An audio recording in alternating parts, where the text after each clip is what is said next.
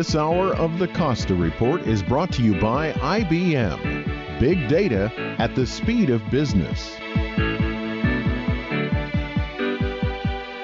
Welcome to the Costa Report. I'm Rebecca Costa, and thank you for joining me for another 2 hours of Straight Talk Radio. Let me take a moment to welcome members of our military who are tuning in over the internet today, and also our nation's veterans. Thank you for being with us. In just a moment, the 53rd Governor of New York, Mr. George Pataki, will be joining us to talk about a bipartisan task force which has been charged with cutting $2 to $3 billion in taxes in New York.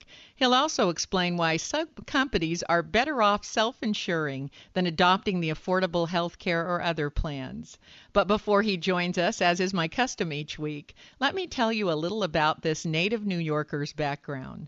George Elmer Pataki was born in Peekskill, New York. He earned his undergraduate degree from Yale University and received his law degree from Columbia Law School. The story goes that while Pataki was working as a lawyer at Plunkett and Jaffe, he met Michael Finnegan, and the two not only became great friends, but also an invincible team when it came to Pataki's political career. In 1981, Pataki was successfully elected mayor of Peekskill. Then in 1984, he was elected to the New York State Assembly, where he served 4 terms. In 1992, Pataki won election to the New York State Senate, and in 1994, he threw his hat in the ring for governor against 3-term incumbent Mario Cuomo and prevailed. During his term, Pataki saw New York through many major tax cuts and an unprecedented reduction in crime. The New York Times also praised his work on the environment and health care. He created 600,000 new jobs, reduced the number of welfare recipients, and was responsible for building the state's technology centers. And many listeners will remember that Mr. Pataki provided much-needed leadership in the days following the attacks of 9/11. Following his governorship, Pataki joined the law firm of Chadbourne and Park and formed the environmental consulting firm of Pataki Cahill. He also served as the vice chairman for the American Security Council Foundation. You may recall that President Bush called on Pataki to be the U.S. delegate to the United Nations General Assembly session. And it seems that every presidential and Senate election, Mr. Pataki's name appears on a short list, though he has repeatedly declined. Then in 2013, Pataki was unexpectedly tapped by the son of the candidate Pataki out-campaigned in 94, and we're going to hear more about that later in today's program. It's my pleasure to welcome to the Costa Report the 53rd Governor of New York, Mr. George Pataki. Thank you for joining us today. You're welcome, Rebecca. It's nice being on with you. Thank you. As I mentioned, your appointment last year by Governor Cuomo, as I understand it, you and Democratic State Controller Carl McCall have been charged with cutting $2 billion in taxes this year. Is that right? Well, we came up with a series of proposals. There were, I believe, 9 or 10 of us on the commission recommending about $2 billion in tax cuts. That's correct. Now, just how bad is the tax situation in New York, say, compared to other states? I think it's terrible, but then again, I'm a Republican, so I'm not. Well, give us some statistics here. Give us some comparison. Rebecca, let me just give you one example. Okay. The income tax when I left, the top rate was 6.85%, and it only applied on income above a certain level. Now it's 8.82%, and it applies if your income is high enough on every single dollar you've earned. So whether it's the income tax, the estate tax, property taxes, business taxes, I just think the taxes in New York are much higher than they need to be and much higher in New York than they should be. Now, why? This sounds like an obvious question, and I don't mean it to be, but why would the taxes go up like that? Is that a result of additional spending that needs to be covered? Largely additional spending. I would agree with the additional spending part, but that needs to be covered is the part that I disagree. I think the inclination in government is to grow, which is why the Founding Fathers created a Constitution with separation of powers and a Bill of Rights to try to limit the ability of government to just continue to grow at the expense of the people. Every interest group has a legitimate need and always a demand for more money. I mean, I was governor for 12 years, and I don't remember any advocacy groups coming up and saying, we want less money. whether it was for schools, health care, the environment, transportation. Every single need was for more money, and you can justify that. But what you cannot, in my view, justify is taking so much from the people who work so hard to earn it. Government doesn't earn that money. It takes it from people who work to earn it. And that's why, to fight that proper balance, to find that proper balance, you need to say no to very well-intentioned people with very legitimate needs, but just needs that, in my view, shouldn't be met at the expense of the taxpayers, and particularly small business people who we need to grow to create the jobs and opportunity that people need. So when you receive a big charter like $2 billion, where's the first place you go looking? Well, my first place was the income tax, but unfortunately it was a bipartisan commission, and I was voted down on that. So the income tax rate, I fear, for this year at least, will remain much, much higher than when I left office. But there are a number of important areas that we looked at. One was the property tax, and we came up with a proposal to allow localities to freeze the property tax for the next 2 years. New York State also has an estate tax that began at a very low level, and we recommended making that the same as the federal tax, because it was literally the case where it was not only very expensive to live in New York, but it's very expensive to die in New York. And we wanted to protect small businesses, family farmers, and others from having to pay a tax on the death of the small business owner or the farm owner, and then business taxes, because we live in a competitive world, and you no longer have to be in New York in this era of interconnectedness. You no longer have to be in any one of the 50 states. You can be anywhere in the world. And in fact, when we were competing to land the technology centers in upstate New York, our main competitors weren't other states. They were Saxony in Germany and Malaysia in Asia and other countries a continent away. So we did succeed in some recommendations, in particular in abolishing for a period of time the income tax on manufacturing in upstate New York, which is where most of the manufacturing is and where the economic need right now is the greatest. So I think we had a balanced approach. No one on the commission got everything they wanted, but we did recommend approximately $2 billion in cuts. Governor Cuomo has recommended virtually all of those in his budget, and I'm hopeful that this year the state legislature will see the wisdom of enacting those cuts. Well, now, making cuts is one thing. If they don't get spending under control, obviously the cuts will be very short-lived. That's exactly right. You have to, states have to balance their budget. They're not like the federal government, which sadly has run up multiple trillion-dollar deficits over the last decade, something that I think is just completely wrong to particularly our young people and future generations. States, certainly in most states by constitution, have to balance their budget. So you need to balance off the revenue and the expenditure. So when I was governor, and again, his credit, Governor Cuomo, as governor for his first few years, we actually reduced spending from the years before, not just in relation to the rate of inflation, but I, for my first couple of years, reduced spending in absolute dollar numbers. And if you have the right economic climate, this is the United States, people grow, businesses grow, opportunities increase, or at least that's the way it should be, so that the revenue growth that I wanted to see coming into New York State, our goal was to see that revenue growth coming not because we're raising taxes, but because we're expanding the economy. And when you have more people working, more businesses creating jobs, more companies saying this is the place I want to be, then you generate revenue, not by raising taxes, but by creating jobs and opportunity.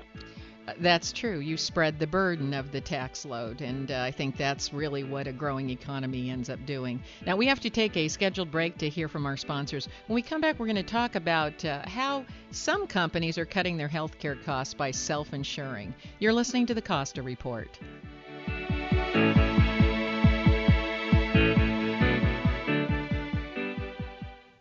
Did you know that every day we create 2.5 quintillion bytes of data, and that 90% of the data in the world today has been created in the last 2 years alone?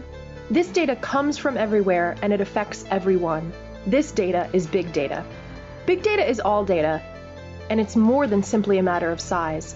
Big data represents an opportunity to uncover new insights, make your business more agile, and answer questions that were previously beyond your reach.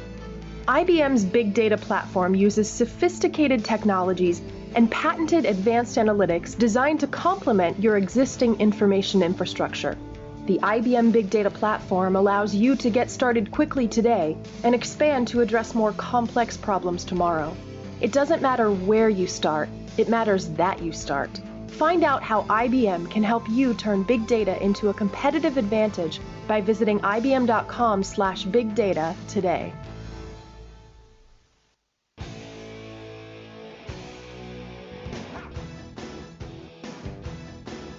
If you listen to talk shows in the news today, you might come away with the impression that the root of all our problems are politics or economics. The right blames the left blames the right, and everyone blames the Chinese.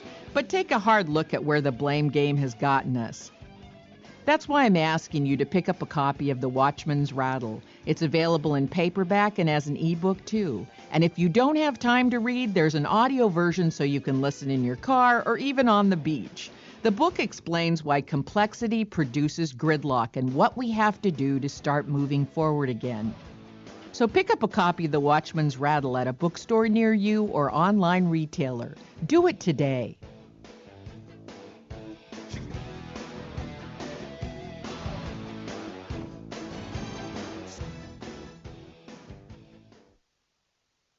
If you love wine and winemaking, you are invited to a weekend celebration of food, wine, music, and very interesting people at the new offices of D.E. Fleming's Luxury Wines. Hello, I am Jim White. After 20 years of making wine for Parazzo Vineyards, David Fleming is striking out on his own with the ultra-premium D.E. Fleming label. Mark your calendar and RSVP Saturday, February 22nd for a pouring and tasting of the new releases of D.E. Fleming wines paired with hors d'oeuvres from celebrity chef Wendy Brody. And RSVP Sunday afternoon at Wendy's private residence for a first tasting of D.E. Fleming's all-new releases. An album release party featuring the internationally renowned True North, and of course, food from Wendy's Kitchen. You will not want to miss the weekend celebration of Santa Lucia Highlands' best new wine. The Saturday event is free, but you must go to defleming.com and RSVP. That's defleming.com. defleming.com.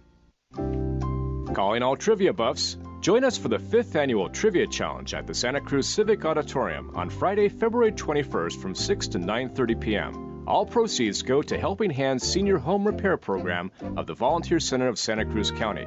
Don't miss your opportunity to test your wits against fellow trivia enthusiasts while supporting your community. To register your winning team or learn more, visit sctriviachallenge.org or call 831-427-5070. Sundays at 4 on KSEO. Kick back and relax with the Dave Allen Show. Every Sunday, Dave serves up 2 hours worth of an eclectic mix of music and interesting guests with positive conversational topics. Dave calls it positive radio. You'll call it too cool for school. Either way, there's nothing like the Dave Allen Show. Sundays at 4 on KSEO AM 1080. Welcome back to the Costa Report. I'm Rebecca Costa, and my guest today is former Governor of New York, Mr. George Pataki. And before the break, we were talking about the recommendations that the bipartisan commission that you've been working on have made to cut $2 billion in taxes in New York, and how important it is for spending to be reined in to accommodate those cuts. So let's talk about another cost-cutting measure that you've suggested, one that all Americans listening to the program today should be aware of, this idea of self-insuring. You've been a strong proponent of preserving the legal right for companies and individuals to self-insure. So for folks who might not understand what that means, can you take a moment to explain how a company or an individual might self-insure? Sure, Rebecca, and let me first give a little context here. I know you believe, and I think most of your listeners and I believe as well, that the best government comes when you set aside partisanship and try to just solve a problem. And sadly, Obamacare is the only major entitlement ever in the United States that was passed in a partisan way without broad bipartisan support. Every other major social reform effort, from Social Security to Medicare to Medicaid, were done in a bipartisan way where you had the input from both parties, and that wasn't the case with Obamacare. And I think we're seeing now that the consequences of that law just weren't understood. We knew it was going to increase taxes, but now the Congressional Budget Office has just said they expect it to reduce the number of jobs in America. And this is CBO, a bipartisan, nonpartisan organization. They expect to see the number of jobs created in America reduced by about 2.5 million, simply as a result of Obamacare. And we're seeing particularly small businesses, but large businesses too, cut back on hiring because they're not familiar with what the terms are going to be. It seems the rules change every week, but they do believe that it's going to increase their costs. So there is a way out, and this is a way out that was not affected by Obamacare, because when the law was passed, they did not affect self-insurance. Self-insurance means that, and right now, more than 80% of large companies with over 500 workers and many large unions self-insure. And what this means is that instead of going out and buying a health care premium for every single worker in these companies, what the employer does is they assume the risk. They'll set up a fund on their own, that's their fund, to cover what they anticipate will be the reasonable liability they would risk under employees' health care for a year. And then they buy what is called reinsurance or stop-loss insurance, so that if you have a company where there is a particular bad year where people have bad health or serious diseases or illnesses or accidents that cost, as we know, up into the millions of dollars, that is covered by insurance. Mm-hmm. This option still remains. Obamacare did not affect it because this provision way to provide health care is not under the health law, it's under the employee retirement law. ERISA is what it's called.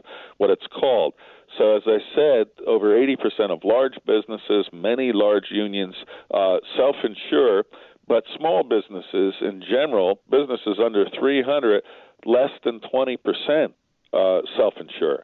So it's a way to improve the coverage that you provide to your employees. This reduces costs. Right now, the average difference between buying premiums for your employees and self-insuring is in double digits, 10, 11, 12%, and it gets you out from under the uncertainties and the real concerns that employers have about the consequences of Obamacare. So it's currently basically when you're self-insuring, you're accepting the same odds that an insurance company does, and insurance companies are very profitable, so obviously those odds pay. So why not keep that profit inside the company and still cover your employees? Do I have that right? You have it right, with the exception that particularly if you're a business that might have 40 or 50 workers, if you have one or two in a year who get a very serious illness, the numbers can go out the window, mm-hmm. which is why it's critical that you don't just put aside funds for the anticipated cost, but you also buy that insurance coverage beyond a certain level, so that if, in fact, it is the case that a few of your employees have these serious medical expenses, they will be covered, but not out of this pool, which has limited resources, but by traditional insurance above a certain level. Now, you've expressed some concerns that you feel that this self-insuring option may go away. Well, there are those who are doing everything they can to try to save Obamacare, are trying to get at the state level, state legislatures to limit self-insurance. And a number of states, including California, have already changed and made it much more difficult to reinsure, so that business that wants to self-insure but is afraid of what happens if there's catastrophic illness among a handful of employees.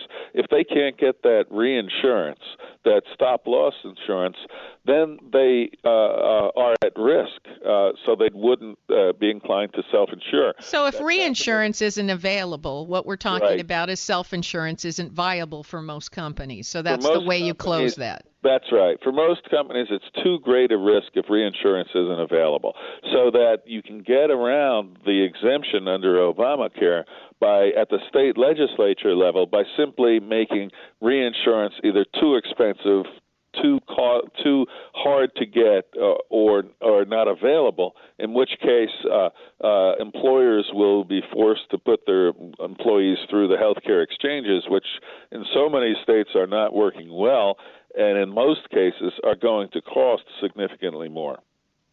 So what bothers me about this is that if you have a superior program like the Affordable Health Care Act, why do you need to get rid of options? Right. You should not. I think people are smart. They'll pick the best program. Right on the head. But on the other hand, Rebecca, if this system is going to work so well, why do people who are perfectly happy with their current insurance lose it or have to change it? We were misled on this, to put it politely, when we were told that if you liked your insurance, you could keep it. Well, it turns out over 10 million Americans, and it'll probably be a lot more, can't keep their insurance. As of today, over 5 million Americans have had their health insurance dropped, forcing them onto the exchanges. So I think this is a bad law that was misrepresented to the American people. And now, as you see, where by executive order, it seems every month there's another delay or change or special deal for a particular group to try to salvage the law. Now they're trying to salvage the law by preventing companies from taking advantage of this opportunity to self-insure. Don't you think that if you have a great program, you don't feel threatened? It's just like products, for example, out of Silicon Valley, where I've worked for a number of years. If you have a great product, don't worry about the competition. People they will find their way to you. There is no reason to close off these options. Rebecca, you're absolutely right, but you got to understand this is government. First of all, it's government. Second of all, they don't have a great product. Sadly, it's an expensive product or an inferior product. So unfortunately, the only way to make it work is to try to stifle any alternative choices. Well, one thing we agree on is I am against force feeding by the government or anyone else. Maybe that's a little rebel in me. Now, we have to take another break. Stay right where you are. We'll be right back with George Pataki. You're listening to the Costa Report.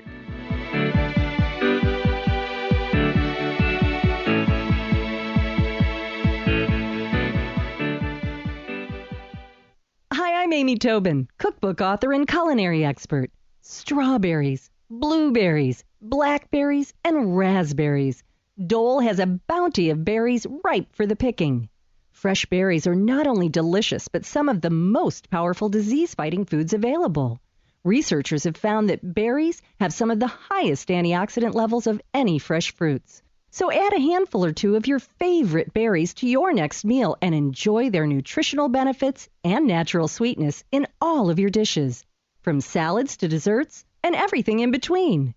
For fresh tips and ideas from Dole's berry experts, visit berries.dole.com. And be sure to check out the pages of mouth-watering recipes. Whether it's a sweet and savory blueberry cranberry chicken salad or a simple strawberry sorbet, Dole has the perfect berry to inspire your next berrylicious dish. Did you know that 9 out of 10 couples don't agree on the firmness of their mattress? That's right, 90%. He likes it firmer, she likes it softer, or vice versa. And the only bed offered that allows you to each have your own way is the Sleep Number bed. Dual air technology is what makes it possible. It's a simple concept, but unique to Sleep Number. Each side of the bed is individually adjustable to whatever degree of firmness or softness you happen to want at the touch of a button. My Sleep Number is 85. I need a firm mattress, and that's what works for me. I've had back problems, and this makes me sleep well. I get up relaxed and refreshed. Celeste couldn't handle that. Her Sleep Number setting is 50. But with that difference in setting, both of us sleep well on Sleep Number. So will you. Go to Seaside, California, right next to the Cost Plus World Trade Market on Fremont Street, and you'll find a Sleep Number store well stocked with all of their models. Go get a demonstration and move up from a conventional mattress to the Sleep Number mattress. Tell them you heard about it from Charlie Friedman at KSCO. Shirt Crafter, your one-stop print shop, has been locally owned and operated in Santa Cruz for a decade, providing custom design services to help you build your brand. Shirt Crafter provides top-of-the-line custom screen printing, digital printing, embroidery, stickers, banners, business cards, and so much more. They carry top-quality brands of gear from T-shirts and polos to sweatshirts and ball caps. Whether you're outfitting your softball team or team building for your business, Shirt Crafter has it all.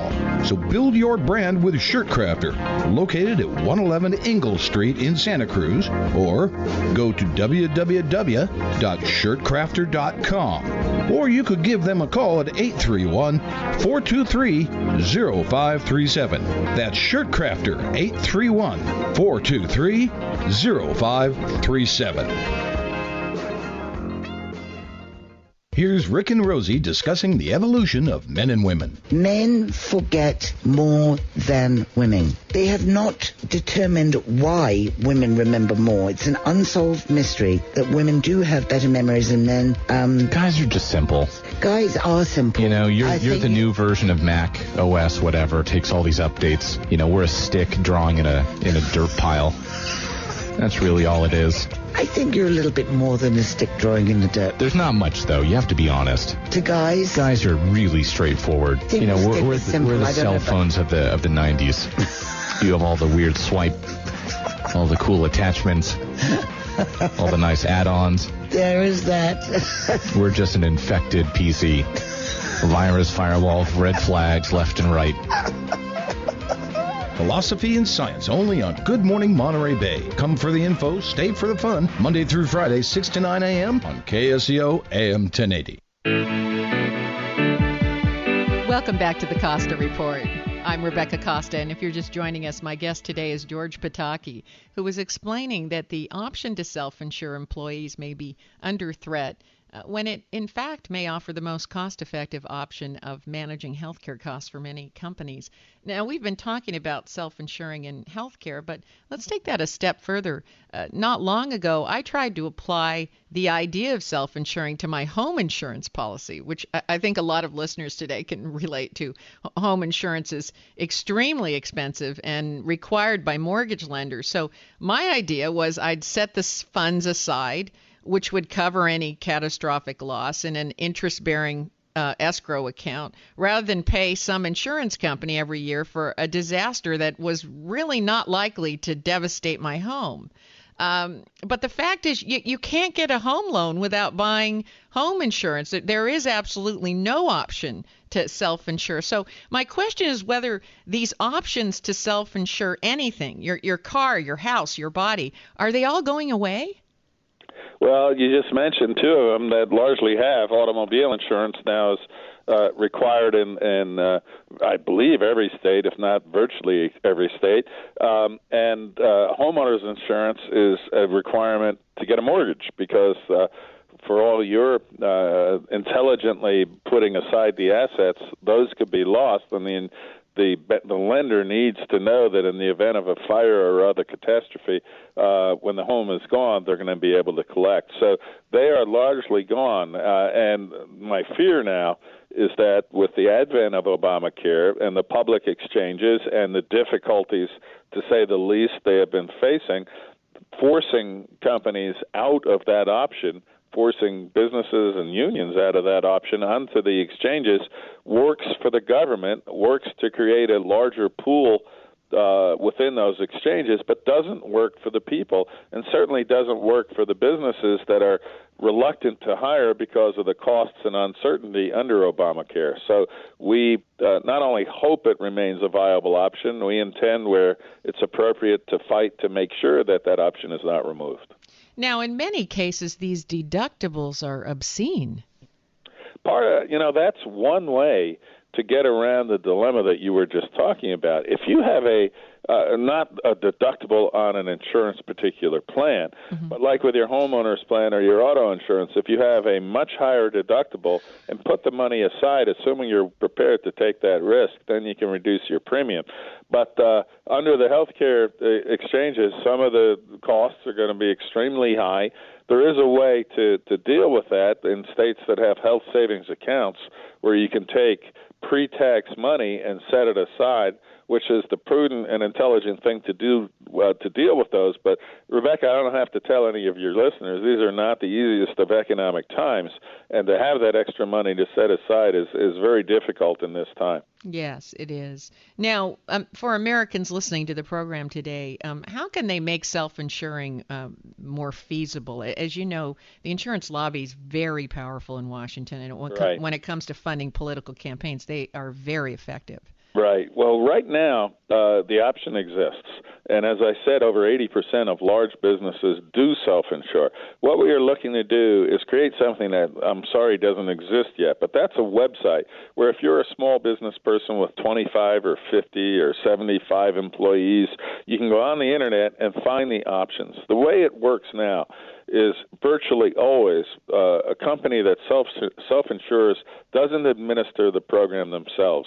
There are a number of health insurance companies that administer self-insurance programs for a very small, very low, generally 3% administrative fee, so that instead of those healthcare companies selling the policies and that cost being imposed on the employer or the employee, depending on the nature of the benefits at a company, now the company simply pays that small fee to the healthcare insurance company to administer the program. To oversee the program. Beyond that, the insurer is at risk. I apologize for being so wonky on this, but it is Obamacare is, with all its regulations, tens of thousands of pages long, and extremely difficult to understand. But quite simply, self-insurance still exists as a way to avoid all the negative consequences of that law. Well, Governor, I want to say you should be more wonky because we are watching our Facebook and our trending scores right now. And ever since you started talking about this, people are making a mad dash to their computers to look at self-insurance as an option. So I've said this more than once, and I've wanted to have you as a guest on the program for many, many months, because I think that you are pointing to options that we just don't hear about in the media nearly enough. Now, speaking of these insurance companies being very powerful in Washington right now, you've come out in strong favor of term limits. Can you take a moment to speak about what you've been calling a permanent political class? Yes. Sadly, I feel, and I think an overwhelming majority of Americans feel, more distant from our government in Washington than ever. We just feel that whether it's the House or the Senate or the president and his administration, they don't reflect the wishes of the American people. It is a very insular group inside the Washington Beltway. And to be honest, I try to avoid going to our nation's capital, as sad as that might seem, because like I think their attitude towards most of the people of this country, I feel like not just an outsider, but an interloper on their massive game. There was an interesting show a few months back, and I believe it was 12 United States senators who since the 2010 elections left the Senate, either by not being reelected or not running again. And they were both parties from every part of the country. Every single one of them stayed in Washington as either a lobbyist or a public affairs person, and quite simply, that is what happens today. You get elected from some district anywhere in America. You serve for however long. You develop friendships, relationships with the permanent government class that is not just the government bureaucrats, but the lobbyists and the public affairs people and those trying to influence policy in Washington. And at the end of your term, win or lose or retire or lose, you're going to have the ability to continue to stay in Washington and make far more than you did before you got elected to Congress. And it's just the opposite of what this country is meant to be. This country is supposed to be a people's democracy. where ordinary citizens take a bit of time out of their lives, run for public office, and if they win, then go do what they think is right for the country and for their constituents from their district, and then after a period of time go back home. We have lost that in America, and I think it is having terrible consequences on the ability of this permanent political class in Washington to understand what the American people really feel, what we really need, and what we really want. And I think it's one of the reasons that, in my view, the federal government has really lost touch with the American people. But going back to the idea of term limits, if they're going to go jump from being in political office to joining a lobbyist group and shape public policy from the outside in, does it really make any difference? I mean, don't we really need stronger laws about what you can do after you leave office? Rebecca, I think you just hit it right on the head. You need both. First of all, you need to tell these so-called citizen representatives, after a period of time, we want you to go home.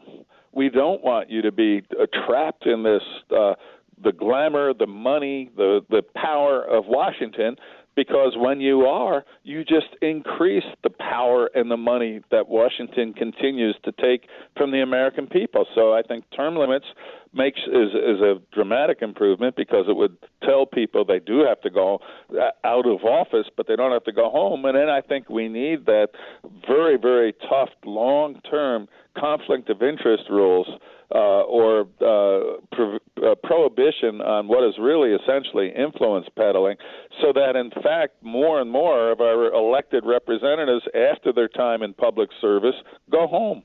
It would seem fairly easy to put some laws on the books on influence peddling, and that would seem like something that both parties would be interested in, no?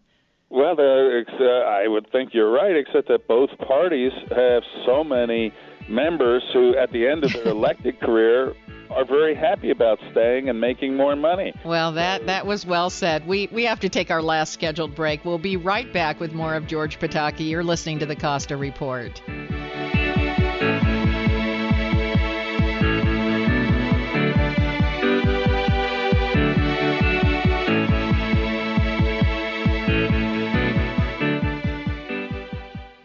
"50 years ago, Dr. Martin Luther King delivered his famous I Have a Dream speech.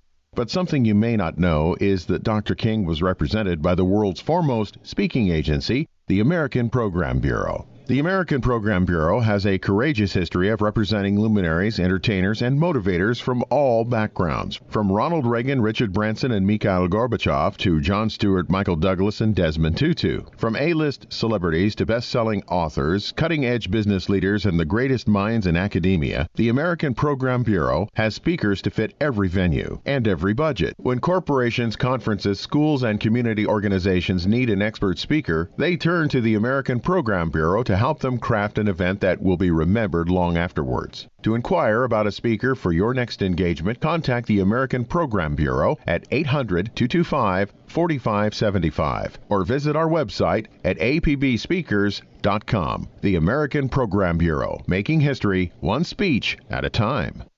One of my new customs is to put open bottles of red and white wine on my table so my guests can serve themselves. But not just any wine. In my home, I want to serve the best, and that's wine from Caraccioli Cellars. So this year, I asked winemaker Scott Caraccioli for a suggestion on what I should serve. Come dinner time, it's always a good idea to have a bottle of nice Chardonnay as well as Pinot Noir on your table. That way you have a selection for every guest that walks through your door. But the best way to start the evening is definitely with a bottle of bubbles, preferably Brut Rosé, to really get the celebration in the mode of the holidays. Oh, you're absolutely right. There's something about the bubbles that gets everybody going. Yeah, it's really an infusion of happiness. That's a great way to put it. So I'll start with the bubbles and then move on to the red and white on my table, and then I'll have everyone covered. Unless people want to keep going with the bubbles, which I always advise. Okay. Thanks, Scott.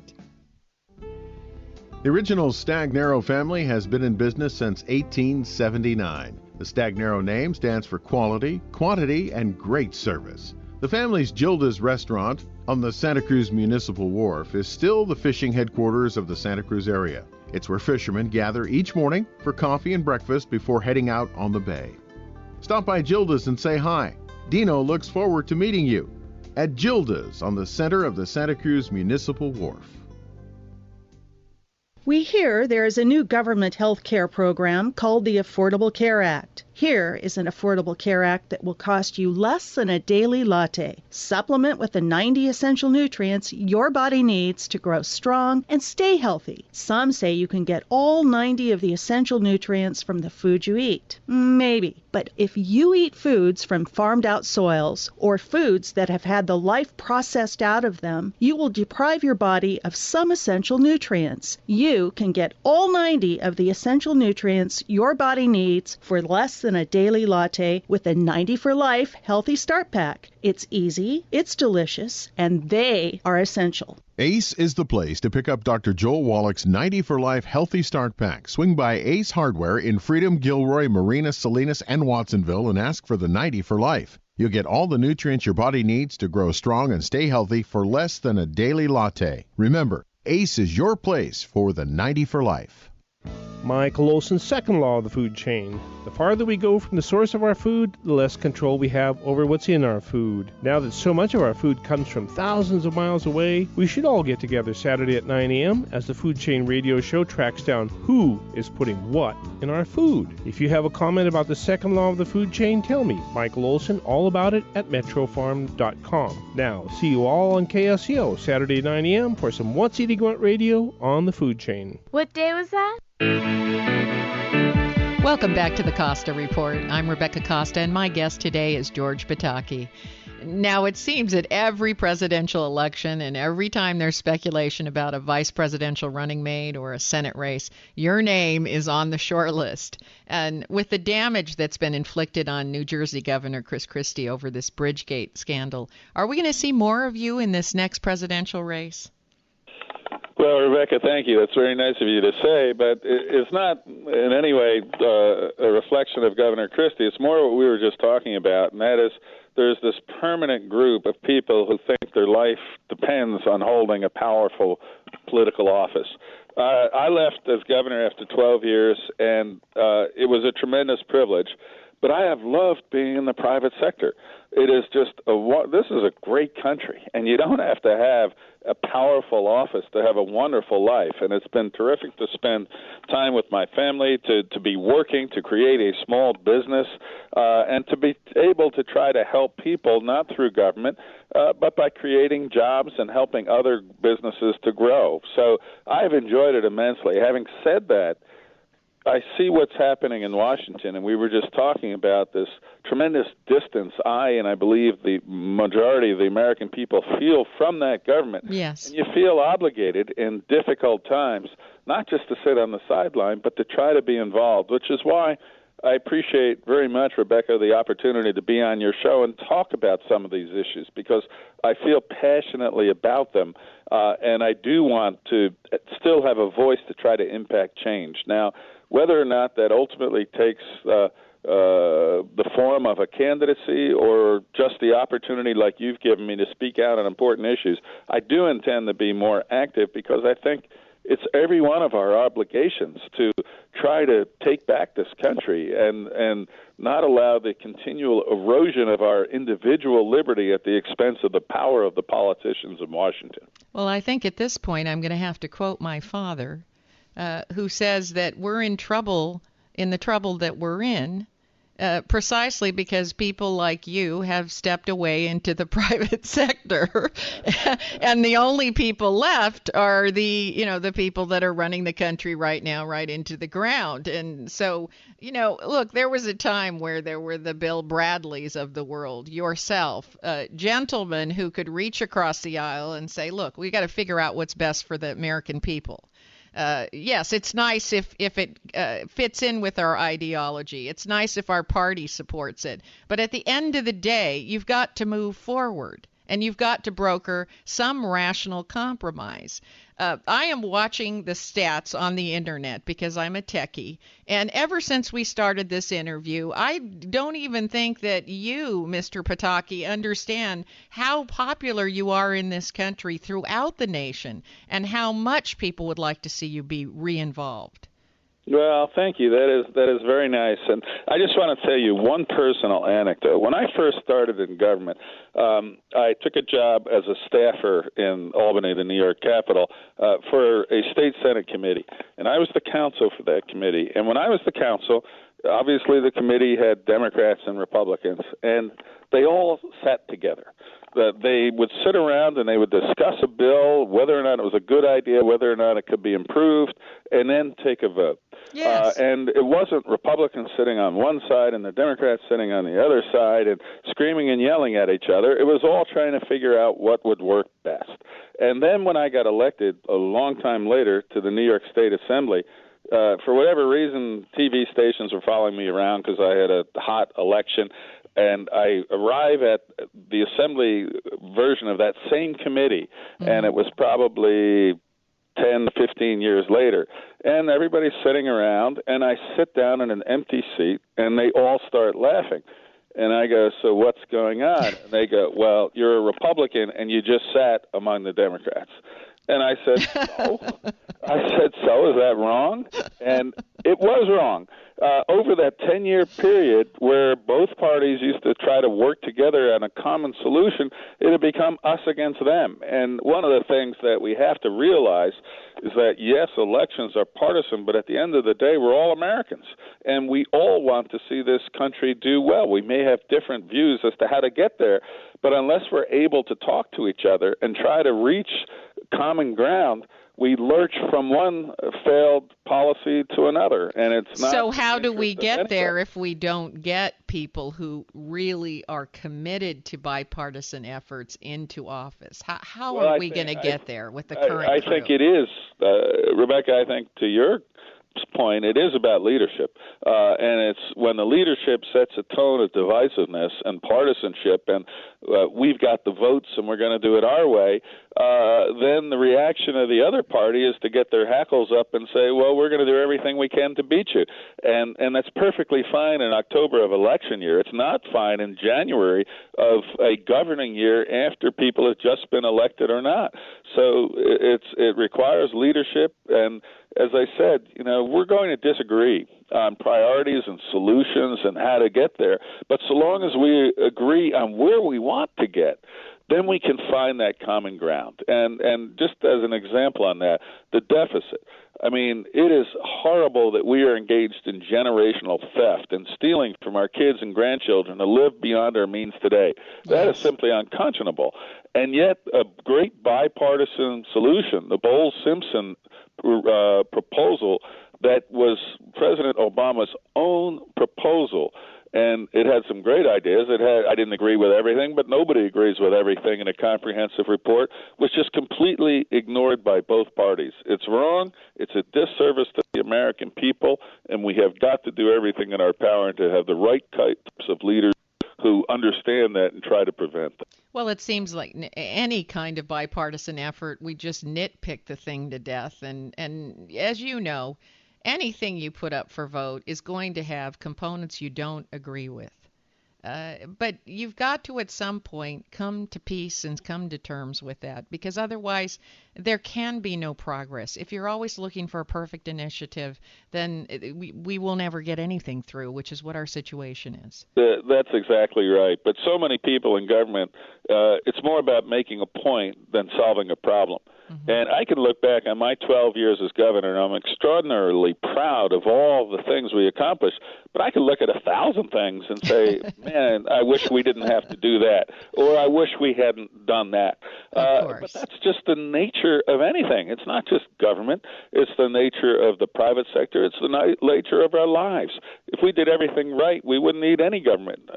But we don't do everything right. So you just have to understand that imperfection does not prevent progress so long as you're willing to talk and keep your eye on the goal. That's right. Now, before we run out of time today, is there a website where listeners can go to learn more about your views and your work?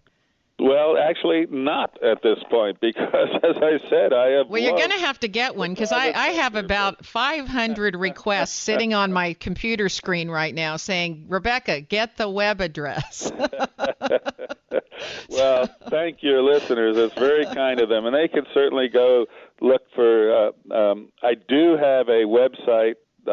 I do have a Facebook site that people can go on, and I'd be very appreciative. I am not as active as I should be, but as I get more and more concerned about the direction of this country, hopefully I will be. But well, I hope we'll see more of you, Governor. Well, thank you. Well, we're running out of time. We are out of time. That is our program for today. But before we say goodbye, I really do want to take this opportunity to thank you for your service to our country. Thank you, Mr. Pataki.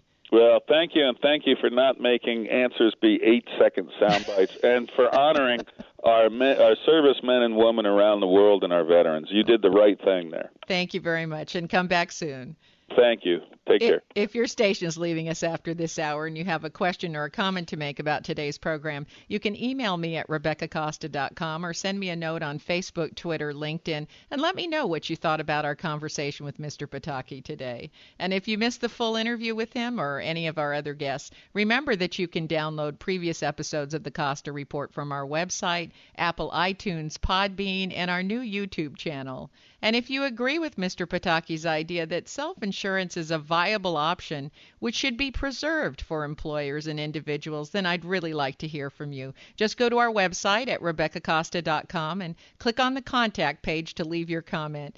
And if it's rational and well thought out, well, you never know. I might read it on the air for all of our listeners' benefits. So keep those comments coming. And while you're at our website, please take a moment to order your copy of The Watchman's Rattle. Next week, we welcome journalist Lou Dobbs to the program, who claims to have a plan for how the GOP can win back the confidence and the votes of the middle class. But first, Dobbs says, the infighting and gridlock has got to stop. From immigration to election and tax reform, we've lost our ability to get the job done, and Lou Dobbs has a lot to say about that. So don't miss the always outspoken and entertaining Lou Dobbs next week right here on the only news program that puts policy ahead of politics. Now stay tuned for another hour of Straight Talk Radio when we hear what listeners have on their mind. You're listening to the Costa Report.